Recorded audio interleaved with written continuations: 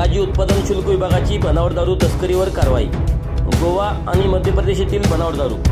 मिरज पंढरपूर मार्गावर आयशर वाहनातून महाराष्ट्र राज्याचा महसूल चुकून देशी बनावट दारू पिण्याच्या पाण्याच्या बॉक्स आडून गोवा आणि मध्य प्रदेश बनावटीच्या दारूची तस्करी करणाऱ्यावर राज्य उत्पादन शुल्क मिरज विभागाने कारवाई केली आहे।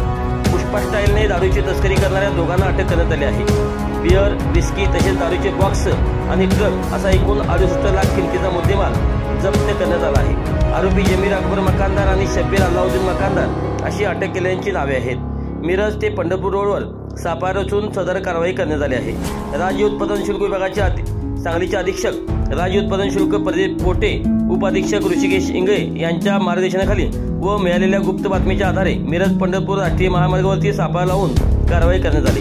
गोवा आणि मध्य प्रदेश राज्य निर्मित विदेशी भरलेला 6 चाकी ट्रक पकडण्यात आला। विविध ब्रँडचे विदेशी मद्याचे व बिअरचे एकूण 661 बॉक्स जप्त करण्यात आले। 36 लाख रुपये किमतीचा मद्यासाठी आणि आयशर कंपनीचा 6 चाकी ट्रक असा एकूण 68,41,280 किमतीचा मुद्देमाल जप्त करण्यात आला। आरोपी जमीर अकबर मकानदार आणि शब्बीर अल्लाउद्दीन मकानदार यांना अटक करण्यात आली आहे।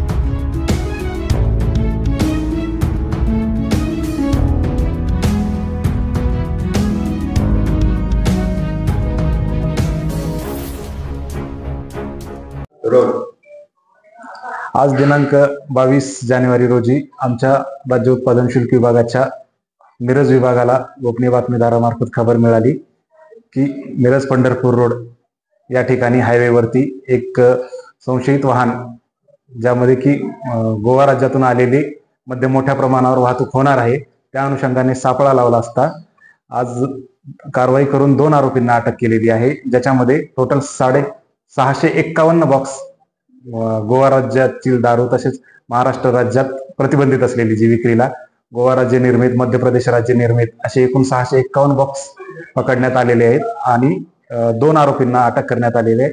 एकूण 68 लाखाचा मुद्देमाल या कारवाईमध्ये जप्त करण्यात आलेला आहे आणि पुढील तपास आमचे मिरजचे निरीक्षक श्री दीपक सुपे हे करीत आहेत।